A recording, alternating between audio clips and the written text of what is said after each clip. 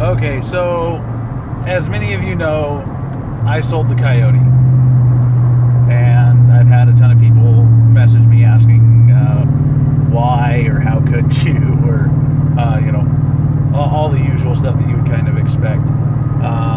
A lot of people knew the car. For those of you that don't know, this is the car that I sold.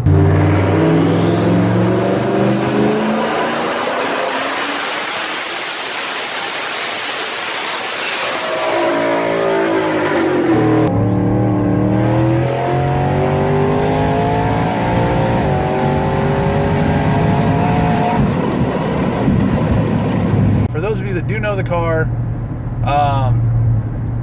I sold it because it was time. I had the car for 3 years. A lot of you guys have seen it evolve from, a cat delete tune car all the way up to 1100 wheel horsepower. And I sold it because it needed a lot done to it. And by a lot done to it, I mean it needed a cage, it needed a parachute, it needed about $7,000 in modification to be legal to run at the track. And it was a street car, but I would take it out on the street and the car had such a good reputation that nobody wanted to race it. I would get calls all the time about somebody wanting to race. I would show up and that person would be nowhere to be found. What I learned was when you get into the 1,000 horsepower territory, when you get into those kind of power numbers, you get into a different kind of group, and what you find is there is so much money, so much pride, so much smack talk and ego involved that when it comes down to running, the majority of the people don't want to run if there's even a chance they might lose. There were people that would race, but with those few people, it was almost impossible. Between somebody's car being broke versus them having time off work or not having family stuff to do or whatever, it was very difficult to get a group of fast, badass cars together. So that, plus not being able to take it to the racetrack, that's why I sold the car. But I have another car, and I know a lot of the people, at least on my friends list and stuff on Facebook, know what it is. So I've been working on it a little bit, and we're going to cut to that, and I'm going to do something that I've never done before, which is kind of a vlog style update with the new car. And I'll do little updates and clips here and there, and I'll put them together for you guys to be able to stay updated on the progress with that.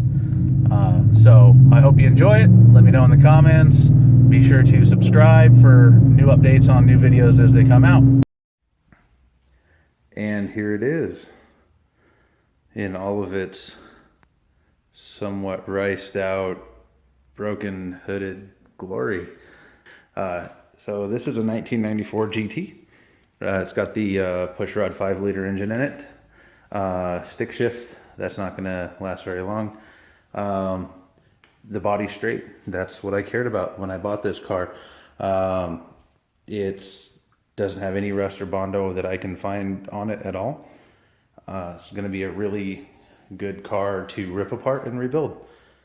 So no wrecks, clean title, all that fun stuff. Should be a great starting point. Somebody doesn't know how to use a jack. At first I thought this thing had been picked up with a forklift. There's only 2 spots on this side that are really bad where this is folded under. The other side is almost all the way across. In fact, you can kind of see it. There's like 3 really bad places, and there's a couple others that are aren't so great either. So that's nothing that a crescent wrench in a few minutes can't fix, but I thought that was pretty sweet too. Okay, so it's actually the next day. No real issues with the ripping of the interior out and everything, but I totally forgot to shoot a video. So sorry about that. Anyway, Everything from the front seats back is gone. Everything looks really good. Nothing, you know, obvious damage wise. Everything looks pretty straight except for this. Yes. So found a little bit of cancer. I'm actually not too worried about this because this is all going to be covered in sheet metal anyway. So for this little spot, we'll probably just cut it out and leave it because the rest of this is going to be getting covered. For the fuel cell, you have to have the sheet metal firewall between the fuel cell and the cabin of the car. So I'm not too worried about trying to patch that or anything like that. Someone also went a little crazy, not that I'm surprised about this, but a little bit crazy with the electrical tape. I don't even know what I'm gonna find once I pull that out. And somehow in the process I managed to break the gas pedal. Whatever. It's all coming out. It's all got to get redone. The car has all sorts of weird, I don't know, alarm stuff. Also looking a little bit closer at the car.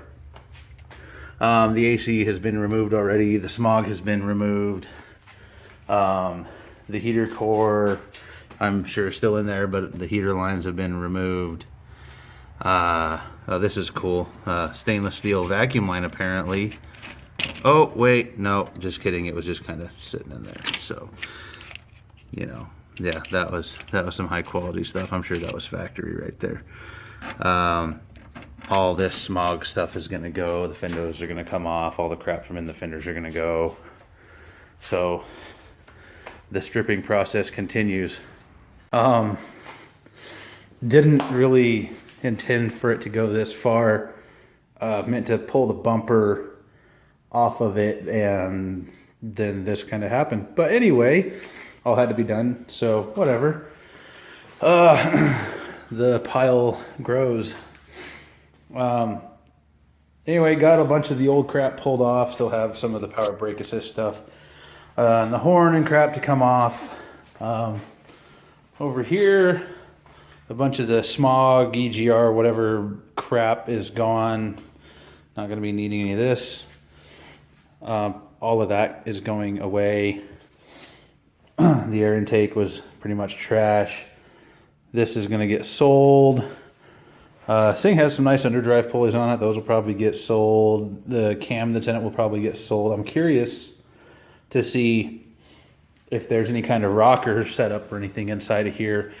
BBK headers and exhaust will be sold, or at least part of it. Quick update on the disassembly here. Working on the engine, and I just want to say, fuck that bolt right there. That little son of a bitch. Okay, next day. I'm gonna go ahead and probably pull the top end apart, distributor, intake manifold, throttle body, general BS like that. Get that all off of there real quick. Other than that, I don't think I'm going to do a whole lot else to it tonight. Perfect example of why it's so important to label your shit. It's only been about 2 days, and I, for the life of me, cannot figure out what I pulled this off of. I've been looking around for about 5 minutes, and I feel stupid. And I'm sure somebody on here is going to know exactly where this goes and whether or not it's important.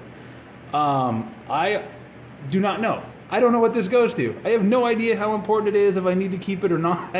I'm going to keep it until I figure it out, and I'm sure I'll figure it out on Google. But 2 days, and I cannot remember what I pulled that off of. I have looked all over my garage, and I can't find anything with a similar plug.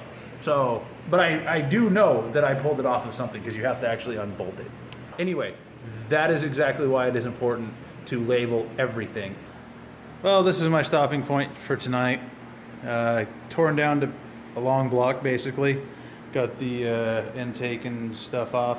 I forgot how much of a pain in the ass it is to get these manifolds off. Holy crap. I'm spoiled by the newer Mustangs, where it only takes about 15 minutes. It took about 45 minutes, but that's off. Got a whole bunch of stuff labeled. Not sure specifically what I'm gonna do next. Probably, believe it or not, I haven't even drained the oil out of this thing yet. So drain the oil, plug wires out, drop the exhaust off of it, and basically get it ready to pull. So I hope you enjoyed that video. You're only about halfway caught up to the way the car is currently sitting. So be sure to subscribe to the channel so you get updates when I upload new videos. And until then, have a great day.